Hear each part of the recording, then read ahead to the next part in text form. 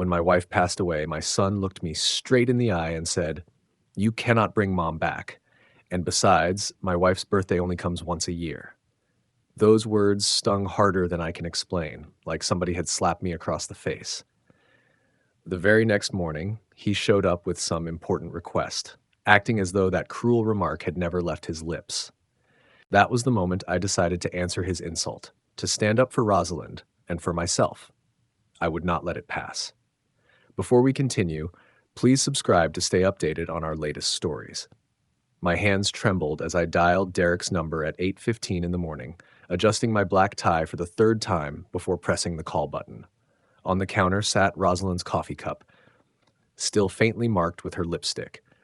The kitchen had an emptiness to it, no soft humming of hers in the background. The phone rang 4 times, then Derek answered, his voice still thick with sleep. "Yeah?" he mumbled. "Son, it's your dad," I said, straightening up. "The funeral begins at 11:15.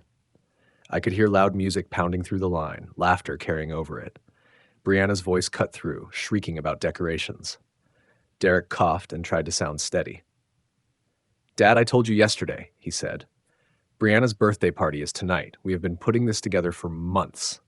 It was like someone poured a bucket of ice water over me. I squeezed the receiver tighter. "Your mother's funeral is today, Derek. That only happens once in a lifetime." He cut me off. "Look, Mom is gone, but Brianna's birthday is once a year. We have caterers, a band setting up. I know Mom raised me for 34 years, and I'm grateful for that, but I cannot walk away from Brianna on her big day. You understand, right?"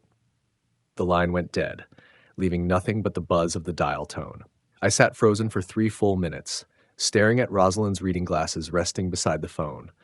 The kitchen clock showed 8:32. My wedding ring caught a ray of morning sun that streamed through the windows Rosalind had polished just last week. The funeral program lay on the counter. Derek's name was there, listed as pallbearer. My pen scratched it out with slow, deliberate strokes. At the cemetery, people kept turning their heads, searching. "Where is Derek?" Rosalind's sister Judith asked again and again. I rehearsed my answer in my head. He had important commitments. The lie sat bitter on my tongue. 22 people came to say goodbye to my wife of 37 years. Her own son was not one of them. I stood beside her casket, surrounded by Rosalind's garden club friends and the neighbors we had known for decades. The spot where Derek should have been felt enormous, like a hole in the ground that would never be filled. Rosalind had been so proud of that boy. Mrs. Henderson leaned over and whispered, "She never stopped bragging about his success." I just nodded, throat too tight to speak. Rosalind defended Derek right up until the end. "He is busy with his new life," she would say whenever he skipped her chemotherapy appointments. "Young couples need their own space." The pastor's words floated over the crowd. Family bonds, eternal love. I watched each shovel of dirt land on the polished wood, knowing it was not just Rosalind being buried that day. It was also the illusions I had clung to about our son. On the drive home, I clenched the steering wheel so hard my knuckles turned white.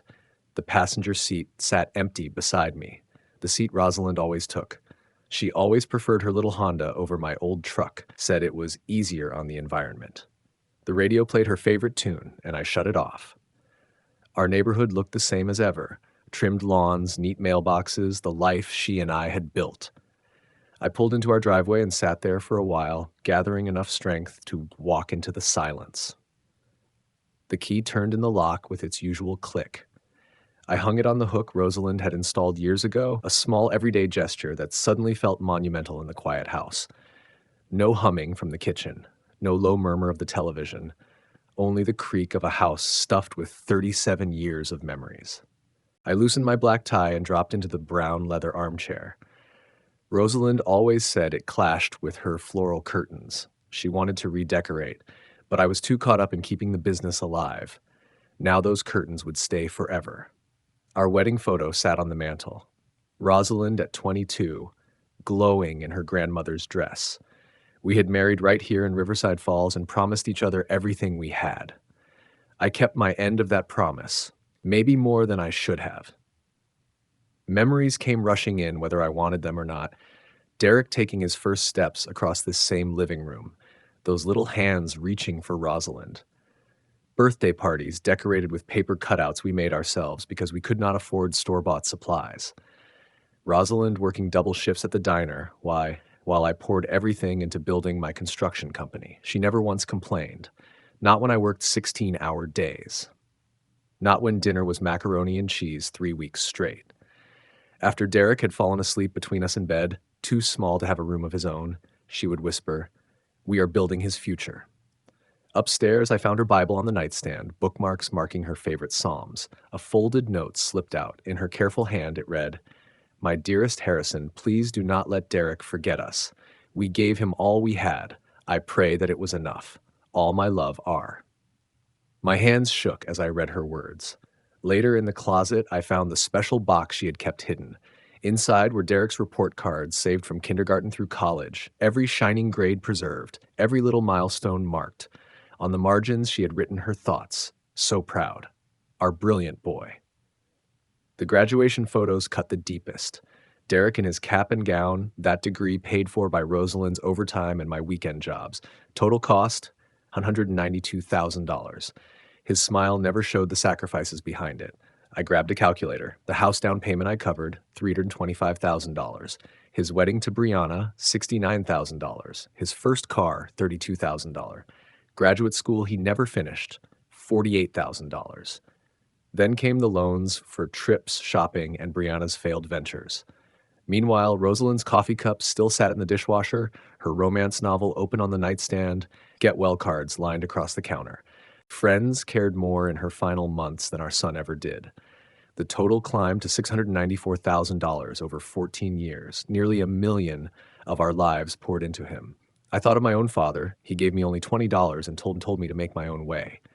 Maybe he was right. Darkness settled, a car idled in the driveway, then left.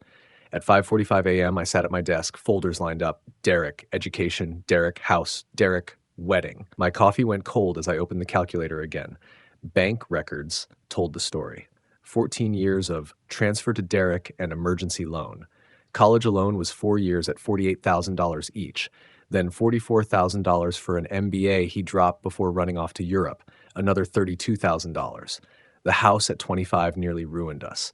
Derek and Brianna stood in my living room, short on a down payment. I covered the $325,000 and co-signed the loan. He hugged me, saying, "Family helps family." What business? He had worked for me since graduation, drawing a salary he never earned.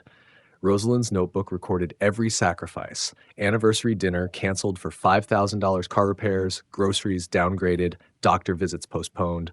Her last note read, "We gave Derek everything. I hope he remembers us kindly." The calculator glowed, $694,000. My father sent me into the world with $25 and a handshake. I built everything from nothing. Derek treated it like his birthright. Last Christmas, he called my company a family business, as if he'd built it beside me. Brianna nodded, already planning profits from my 40 years of labor. My grief shifted to resolve. Rosalind had warned me, maybe we're doing too much for him. Her photo sat on the desk as I whispered, "You were right." The phone rang. Derek's name appeared. After 4 rings, I picked up. "Hey, Dad. Hope you're doing okay after yesterday." No mention of the funeral. No question about how I was coping. "I'm managing," I said, steady. Good, good. Listen, Brianna's party was amazing, but we overspent. You only turned 31 once. We had a live band, steakhouse dinner, diamond bracelet, but now the credit cards are due. We're looking at about $14,000 right away. $14,000. I did the math instantly. Loan number 43 in 14 years. Yesterday I buried my wife. Today my son wanted money for a birthday party. So, can you wire it today? Brianna's stressed about the bills. You know how she gets. I looked from Rosalind's photograph to the neat columns of numbers showing what Derek had cost our marriage. No. A pause. What do you mean, no? Is the bank having trouble? I mean, no, Derek. I will not give you any more money. His cheerful tone cracked. You're seriously saying no? After everything we've been through this week? As if he'd been the one standing at Rosalind's funeral instead of throwing a party. You're 34 years old. So what? That doesn't mean you stop helping your son when he's in a jam. It's not like you can't afford it. Brianna's voice rose in the background. Tell him we need it. We already spent it. I said no. The words felt strange, the first time I had ever denied Derek anything. "This is unbelievable," he snapped. "Mom just died, and you're being petty about money. She'd want you to help us." His manipulation was polished, the same trick that had worked for 34 years. "Your mother wanted you at her funeral," I answered. His breathing grew harsh. "Fine, we'll figure it out. More cards, Brianna's parents, whatever. But don't expect us to come around if this is how you're going to be." His presence had always been the reward for my money, his absence the punishment. "I understand," I said. "You what?" "I understand. Take care, Derek." I hung up. For the first time in decades, the phone sat silent on my desk, no longer a tool of manipulation. I opened my laptop and pulled up Derek's employee file. Tomorrow we would talk again, but this time in the office where I was the boss, not the father. At 7:15 a.m., I walked into Blackwood Construction's lobby, 2 hours before Derek's usual arrival. His photo hung on the management wall, the suit I'd bought him, smiling with confidence I now recognized as entitlement. In my office, his personnel file spread out like evidence in court. 7 years of missed deadlines, contractor complaints, inflated expenses, projects delayed by long lunches, and clients lost. I had excused all of it under family loyalty and Rosalind's gentle reminders that Derek was still learning. But any other employee would have been fired years ago. At 8:30, I called Linda Crawford, our HR director. She had been documenting Derek's failures for months. "I'll prepare the termination documents immediately," she said. "Do you want security?" "Yes." Standard procedure. I practiced in the mirror, making sure my words held no emotion, just the facts. Derek would walk in as an employee and leave terminated. At 9:15, he arrived 15 minutes late, joking with the receptionist about his recovery from Brianna's party. His laughter echoed while coworkers glanced at my office door. He stopped for coffee, still clueless. "Derek, come to my office immediately," I said over the intercom. "Sure, Dad. Let me grab my coffee." "Now, Derek." The silence that followed told me he heard the difference. His footsteps came slower, heavier. When he opened my door and saw Linda with the paperwork, his smile faltered. "What's with the setup?" he asked, trying for casual but sounding unsure. I stayed seated, hands folded. "Derek, your employment with Blackwood Construction is terminated, effective immediately." His laugh was forced. "Very funny, Dad. What's this really about?" I slid the termination papers across the desk. "Please review these documents and sign where indicated," I told him. The papers seemed to burn in his hands as he lifted them. His eyes darted over the legal wording, his face draining of color. "You can't be serious.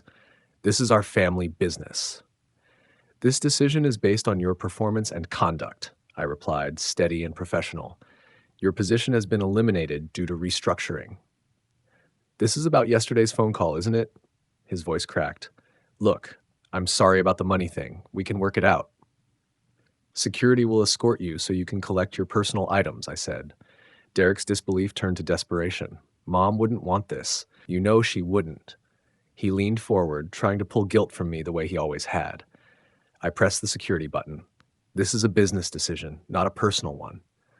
Paul Rodriguez appeared in the doorway, calm but firm. Derek's face went crimson as he realized this was real, not some bluff. In the hall, coworkers gathered, staring at the son of their former boss being escorted like any other terminated employee. "Dad, please." His voice broke as he grabbed his coffee mug and a photo of Brianna from his desk. "Think about what this means." I met his eyes for the first time. "I have." Through my window, I watched him load that pitiful collection of belongings into his car. His shoulders shook, with rage or grief, I could not tell. When he turned to glance at the building one last time, I looked away. Linda came back with the completed paperwork. "All access codes are changed. His computer access is terminated." I walked to the management wall myself, pulled down Derek's framed photo, and set it face down in a drawer. The empty space looked cleaner. A knock at the door. My secretary's voice.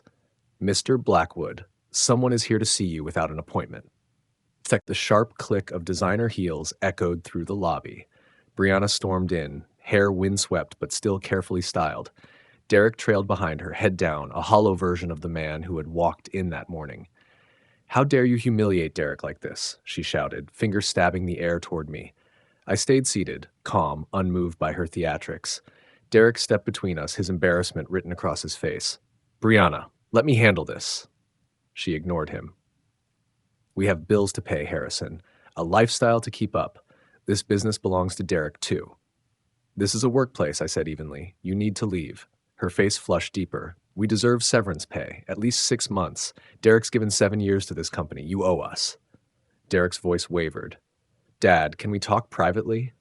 No, Brianna cut him off. He needs to hear this. I know about wrongful termination laws. Derek was an at-will employee, I replied. No severance is required by law or contract. Brianna's attacks grew sharp, her words chosen like knives. Rosalind would be ashamed of you. You're having a breakdown, aren't you? Just a bitter old man taking it out on us. Derek's face went pale. Brianna, please, don't. I clenched my jaw, but stayed composed. This was exactly what I had expected. Manipulation dressed up as outrage. Derek tried again, reaching for something that would move me. Dad, I know I messed up with the funeral. I'm sorry, but firing me won't bring Mom back. Think about what this means for our family, for your future grandchildren. The words hung like smoke. I looked at him, this man who shared my blood but not my values. What family? Brianna's voice rose, more venom now. We'll sue for our share of Rosalind's estate. Derek is entitled to half of everything. We know about the life insurance. Rosalind left everything to me, I said simply. Her bluster cracked for a second. That's impossible. We're consulting a lawyer. I pressed the security button again. Paul appeared with 2 more guards. The commotion had drawn even more employees to the hall. I'm not leaving, Brianna screamed as they moved toward her. This is theft. This is abuse. Her resistance was loud but useless. The entire office heard her accusations as she was escorted out through the lobby. Derek's humiliation only deepened, watching his wife dragged away from the company that had carried them for years. When the noise faded, Derek stood alone in my office. His voice dropped to a whisper, clinging to the last card he had to play. I'm all the family you have left. His words were meant to crush me, but instead, they cleared the fog. I looked at the man across from me, a stranger who had worn my son's face for over 30 years, and I told him the truth he needed to hear. No, you're just someone who used to be my son. Derek's face collapsed. For a flicker of a moment, I saw the little boy who used to come running into my arms after school, grinning with scraped knees and messy hair. Then it was gone, and only the entitled man remained. He turned and left without another word. I stepped out of my office to face my employees, who had gathered with worried looks. I kept my voice calm, professional. I explained this was a personal matter and would not affect operations. Most nodded. After all, they had seen Derek's behavior for years. I gave security one final instruction. Please make sure Mrs. Blackwood is never allowed inside this building again. When I was alone, my hands trembled slightly. The hardest part was over. I looked at Rosalind's photo on my desk. I hope you understand, I whispered. Then I opened my computer and searched for estate planning attorneys. It was time to move to the next phase. I scheduled an appointment with Adrian Blackwell for that afternoon. Derek's birthday was marked on my calendar for next month. I deleted it permanently. At 2:15 p.m., I walked into the polished reception area of Blackwell & Associates, carrying my leather briefcase stuffed with Rosalind's will, insurance papers, and the financial records that outlined everything I had decided. Their office sat high above Riverside Falls, the tallest building in the city. Sunlight poured through Adrian Blackwell's corner windows, falling across mahogany shelves lined with law books and stacks of active case files. Adrian rose from behind his desk as I walked in. Concern showed in his eyes. We had known each other for 18 years. He had drawn up Rosalind's will, handled my business incorporation, and managed countless matters where I needed absolute discretion. How are you holding up, Harrison? His voice carried real sympathy. I waved off his offer of coffee and sat down in the leather chair across from him. I need to make some changes to my estate planning. Adrian straightened, his expression shifting to business. Of course. Updating beneficiaries after Rosalind's passing is standard.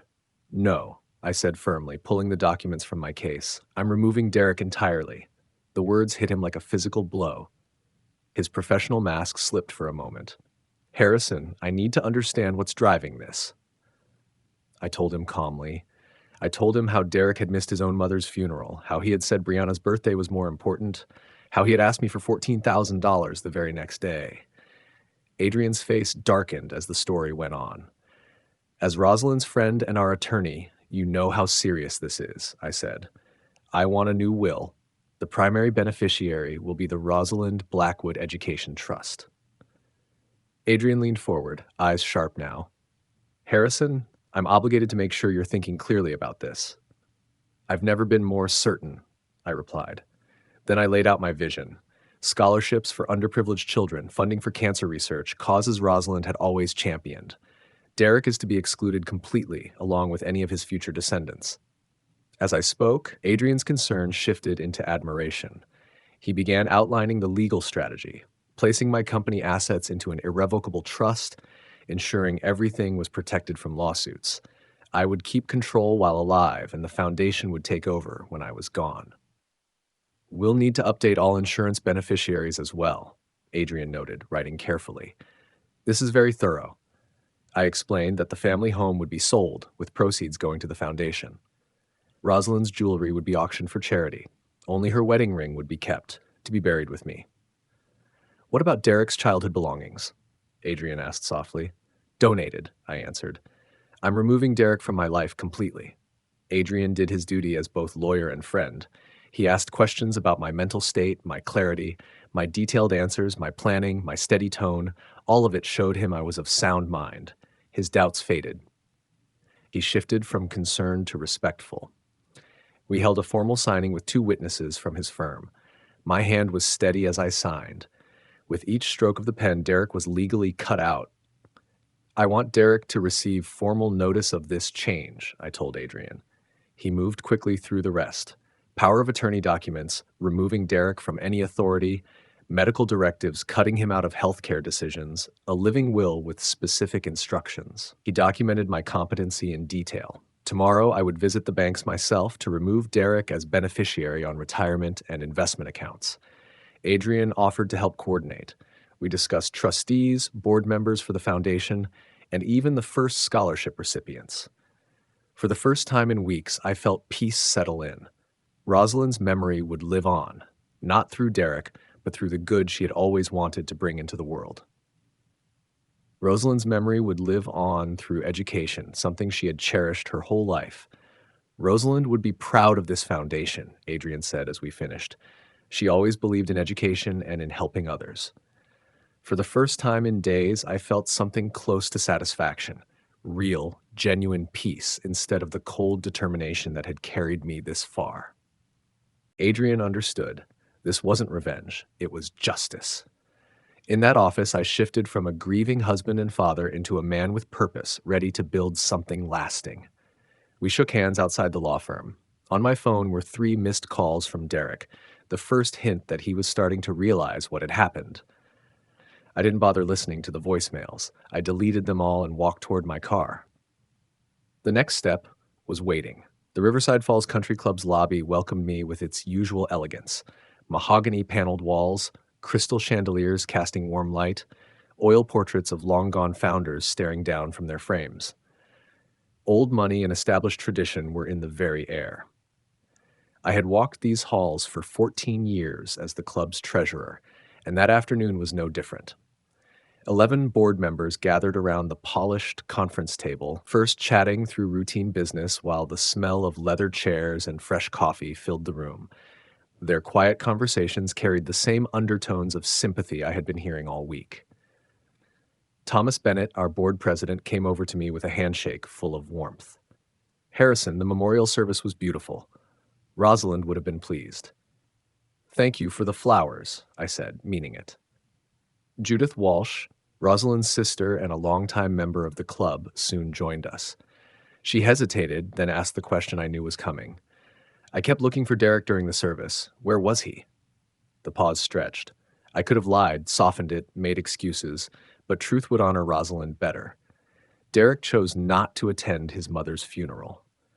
The words rippled across the room like a stone dropped into still water. Faces around the table grew tight. Judith's went pale. What do you mean, chose not to? I gave them Derek's exact words, the way he had said them to me, that Brianna's birthday party mattered more. The disgust on their faces said enough. These were people who valued loyalty, duty, and respect, values Derek had long since abandoned. Thomas's wife, Caroline, who had been listening from the hall, disappeared quickly with her phone in hand. Within the hour, the story had made its way into the Ladies' Bridge Club, and by nightfall, it was running through Riverside Falls' social circles like fire through dry grass. I came home that evening not realizing the storm I had set loose. The first wave didn't hit me. It hit Brianna. The very next morning at her upscale yoga studio, the instructor stopped her mid-session and told her to leave. "We prefer members with family values," came the cold explanation. Derek wasn't spared either. His lunch invitation at the country club was canceled with a polite but firm phone call. Their regular table at Willowbrook Bistro suddenly became permanently unavailable. Brianna's confusion turned to anger as these moments began piling up. Saturday brought Derek's most humiliating blow. His golf foursome offered thin excuses, packed up early, and left him standing on the green. The pro shop manager suggested maybe Derek would be more comfortable playing elsewhere. He walked to his car alone, realizing everyone knew about the funeral. Brianna's shopping trip to Riverside Boutique ended the same way. Years of warm smiles from staff vanished overnight. Her credit application hit delays, and the manager suggested she try another store. Derek's professional life collapsed just as quickly. Job interviews were canceled without explanation. Business contacts he once bragged about stopped returning calls. Even his Chamber of Commerce lunch was cut short, polite but awkward, the story of his absence at Rosalind's funeral reaching the table before he did. The final straw came when Elite Salon canceled Brianna's standing appointment. Other clients whispered about her heartless husband. Brianna left in tears. The local newspaper added to their downfall with a sharp mention in the society column, Rosalind's son missing from her service. At church, members made their disapproval plain. Friends they once leaned on began avoiding them. Derek tried explaining, insisting I exaggerated, but no one believed him. Riverside Falls had made up its mind. Brianna eventually broke. She turned her fury on Derek, blaming him for their ruined reputation. She demanded he fix it immediately. When he admitted he didn't know how, she threatened to leave if things didn't change. I heard about all this through friends, neighbors, and colleagues. I didn't need to gloat. The community was simply enforcing its own values: loyalty to family, respect for the dead, basic human decency. Derek had ignored them all, and now Riverside Falls itself was honoring Rosalind by rejecting those who dishonored her.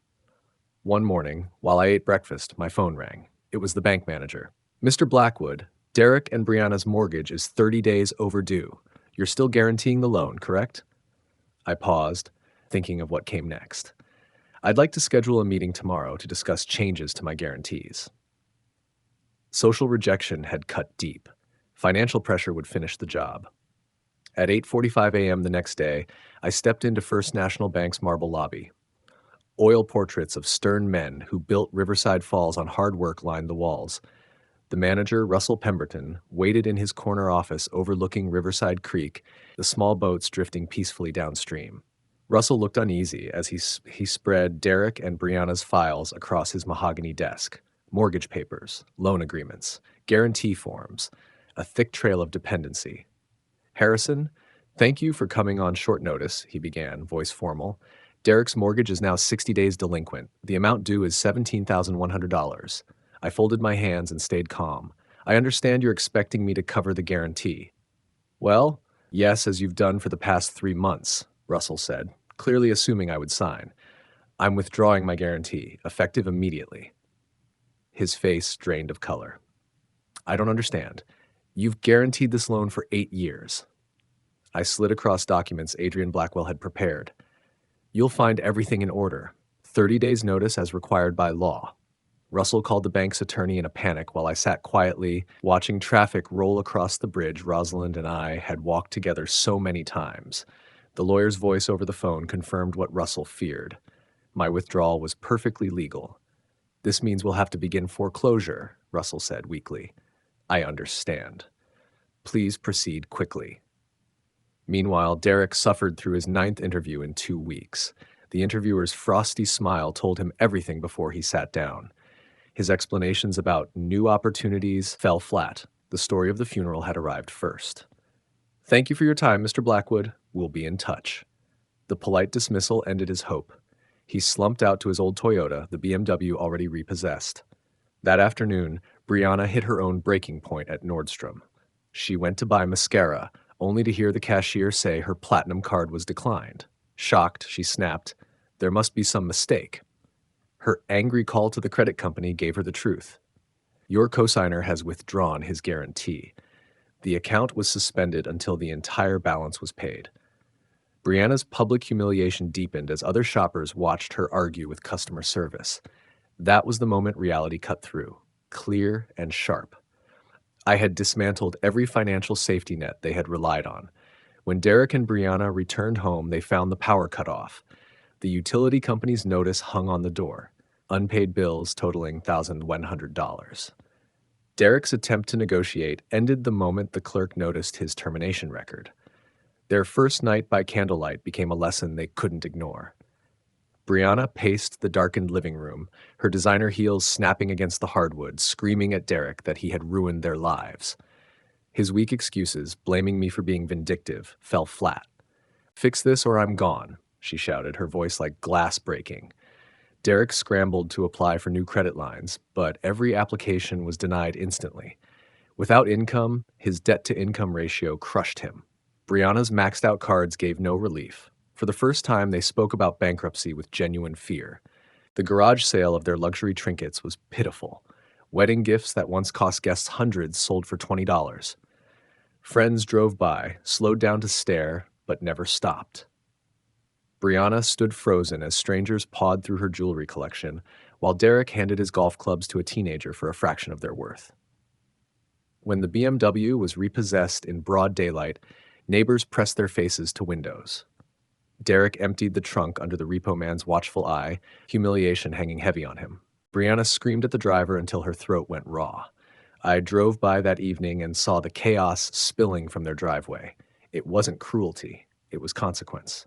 Rosalind had always told me, actions bring results. Derek was finally learning.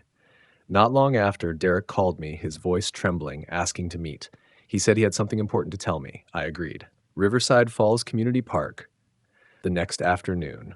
The same place I had taught him to ride his bike 28 years ago, back when his face still showed love instead of calculation. I looked at an old photo of him on that bike, then turned it face down on my desk. 6 months after my meeting at the bank, the county foreclosure auction took place on the courthouse steps. I sat in my black sedan across the street, watching as 1156 Willowbrook Drive, the house Derek and Brianna once called their dream home, was put up for sale. The auctioneer read the legal description with dry precision, while investors and onlookers gathered. Derek and Brianna stood apart, their posture defeated. Sunlight caught the tears streaking Brianna's cheeks. I raised my binoculars and watched as the auctioneer announced, "Opening bid is $260,000 for this 4-bedroom colonial." A woman in a navy suit raised her hand. Derek stared, whispering to Brianna as the bidding climbed. At $292,000, only 2 bidders remained, the woman and a local contractor. Then Adrian Blackwell arrived, gave a subtle nod to the woman. Derek's suspicion hardened into certainty. "That's Dad's lawyer," he muttered, loud enough for the crowd to hear. Brianna's disbelief rang out. He couldn't. When Derek tried to approach, courthouse security blocked him. The auction rolled on, merciless. $294,000 going once, going twice, sold. Derek's knees buckled. Brianna's scream, "This is our home," echoed off the courthouse walls as the gavel came down. I stepped out of my car and walked toward the steps. Derek froze when he saw me. He understood then. Everything. The guarantee withdrawal, the timing, the exact bid amount. It had all been laid out like a blueprint. The bidder revealed herself. Linda Crawford, my secretary, standing as agent for the newly formed Crawford Properties, LLC. Derek stumbled forward, voice breaking. "How could you do this to us?" "I didn't," I said calmly. "The bank did." He begged, spoke of Rosalind's garden, her love for that house. My response was cold. "Rosalind isn't here to see what you've become." Brianna lunged at me, screaming wild accusations, elder abuse, incompetence, theft. Adrian Blackwell quietly documented her outburst as security carried her away. The scene revealed their true character more clearly than words ever could. 2 weeks later, the moving truck parked outside their house looked pitiful, far too small for the life they once flaunted. Brianna threw clothes into suitcases, rage twisting her face. Derek carefully wrapped Rosalind's crystal vase, the last gift that tied him to his mother. Neighbors watched silently from porches and windows, but no one came to help. Their social exile was total. That evening, Brianna snapped. "I can't live like this anymore." She admitted she'd been speaking with an old boyfriend. "I married into a wealthy family, not this." Her final words cut deep. "Your father was right about us." That night, Derek slept alone in the stripped-bare house, wandering through rooms filled with shadows of better days. In the back of the kitchen drawer, Derek discovered Rosalind's hidden note. "Derek, remember we love you." For the first time, his tears seemed real, not manipulative. He finally felt the weight of what he had lost. That same day, Linda Crawford handed me the house keys. I accepted them with quiet satisfaction. My decision to renovate the place and donate it to a deserving family would close the circle. Rosalind would have approved. She always believed justice should carry compassion. Later that evening, the phone rang. Caller ID showed Derek's name. He was calling from a payphone, his cell service already cut off. I let it go to voicemail. The final confrontation could wait.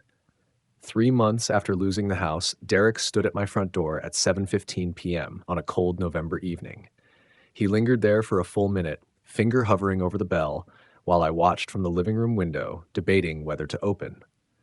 When I finally did, I didn't invite him in. The sight of him startled me. His face was unshaven, his shirt wrinkled, his jeans worn thin. He looked 5 years older than when I'd last seen him. He was thinner, beaten down, stripped of the arrogance he once wore so easily. "Dad, I know I messed up terribly," he began, his voice trembling. He launched into a speech about lessons learned, about living in a studio apartment above a laundromat, working at a gas station for minimum wage, about Brianna leaving him for her ex-boyfriend who owned a restaurant chain. He swore he had changed, that he now understood what really mattered. Then he switched tactics, trying to tug at my loneliness. He said I didn't have to be alone in this big house, that he could finally be the son Rosalind wanted him to be. But I could hear the manipulation in every word. I cut him off. "When is your mother's birthday?" Derek froze, then guessed. "June 15th? Her favorite flower? Roses?" Wrong again. Rosalind loved daisies. The truth hit me in that instant. He had never really known her at all. Frustration seeped into his voice.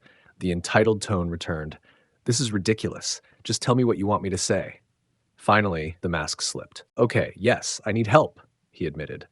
The eviction notices, the promises to repay me once he was back on his feet, the argument that I was wealthy enough to help. Derek still saw me as nothing but an ATM. His last attempt was to invoke Rosalind.